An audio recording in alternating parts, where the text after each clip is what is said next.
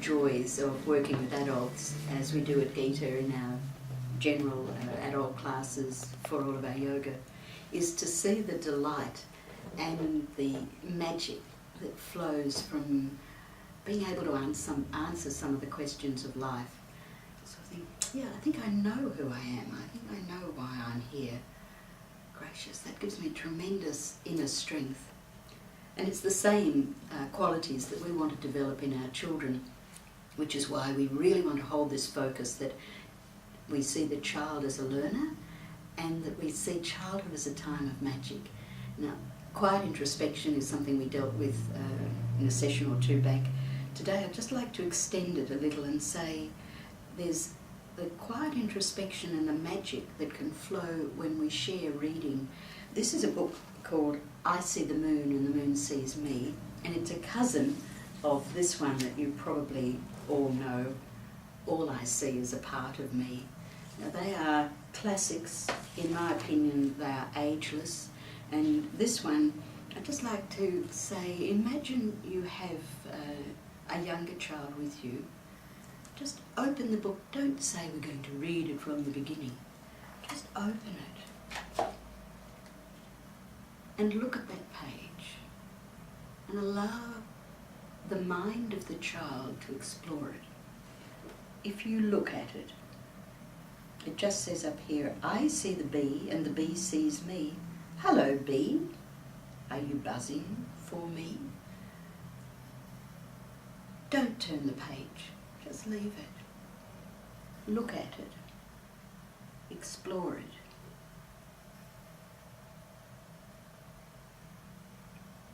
And don't be surprised if the child looks up and says, that got cut off down there. When you thought it might philosophically come and discuss the bee, it may be that that incomplete page is a concern of the child. Extend it. So where do you think the rest of the petals are? Or why was it done like that? If it's an older child, you may say, shall we go and paint it ourselves? Why don't we paint a new page? Or why don't I leave you to paint a new page? We can do such a lot just taking the things that are right in front of us and dealing with them. Still within this one page, there's the opportunity to explore that little verse and that concept there. But don't push it. If we want the child to be the learner, then we have to bring knowledge and opportunity to them, but not to have a predetermined outcome which they either meet to our joy or fail to meet to our sadness. If we start going in that direction, we already have preconceived notions of what the answer should be, and that is not 21st century living, and it's not 21st century soul development.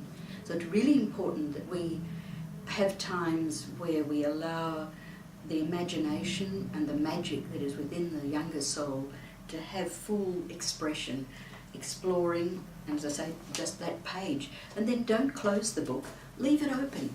Put it somewhere where it can be, perhaps for a week. And you might be surprised at the conversation that will flow from that. Similarly, in this one, which is a joy, All I See Is a Part of Me, you could leave this page open, and it wouldn't matter if your children that you're focusing on are heading towards puberty.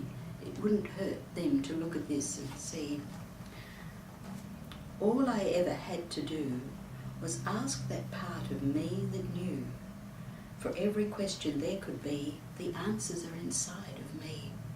And that's a magical way of opening up this recognition that the learning is about feeling confident enough to take in information and process it, and know that the adults around you are not going to ridicule you, they're not going to have predetermined outcomes, but they will have some knowledge, they will have some guidance, and then come back to this notion of using every opportunity to extend the conversation. This may sound perhaps too philosophical, but one of the reasons I really want you to explore this is when your kids reach 12, 13, 14, they need to know that they can come home and discuss with you the things that are disturbing them, the things that are happening around them, whether it's bullying or obvious sexual abuse going on somewhere, or inappropriate aggression, verbal aggression from adults at school. There are all sorts of things happening in our world that our kids are subjected to, and the way that you can negotiate through that successfully is to have kids that know they can discuss and converse with you. And it starts back with some of these very simple processes, particularly with classic books like this.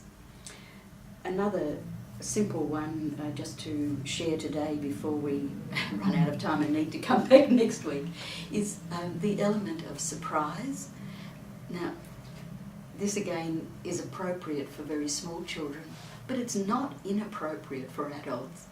You know, save a shopping bag like this. I think a pair of shoes came in this one, and just put something in it, and put it somewhere in the bathroom if you like. Something might come along and have a look in there. I don't believe it, my mum's mad or my dad's crazy. They might want to pull them out and discover, what's that? What's that? What's that? Now, if it's a younger child, you might just want to look at the colours. If it's an older child, you might want to explore how we turn them into miniature lanterns. If it's an older child, you might want to work out whether it's dangerous to put a candle in there. The discussion, the enterprise, the engagement that flows from being a little quirky, but seeing that every situation potentially has more learning in it. It has more magic. Life isn't meant to be just a routine. It's not meant to be get up and wash your face and go and do this and say at the end of the day, what a good day I have had. It needs magic, and we can put it in so many different ways. These little elements of surprise have enough joy in them just used that way. But if you keep in mind that we are wanting to scaffold, which is the technical word we use, we're wanting to take experiences and lift them up, which is why in this early one of the sunflower I'm suggesting that you might want to even engage an older child in painting. In this one we might lead into physical anatomy, and in these funny little things we might go into the safety of, or lack of safety, in turning that lantern into a little fireball with a candle in it.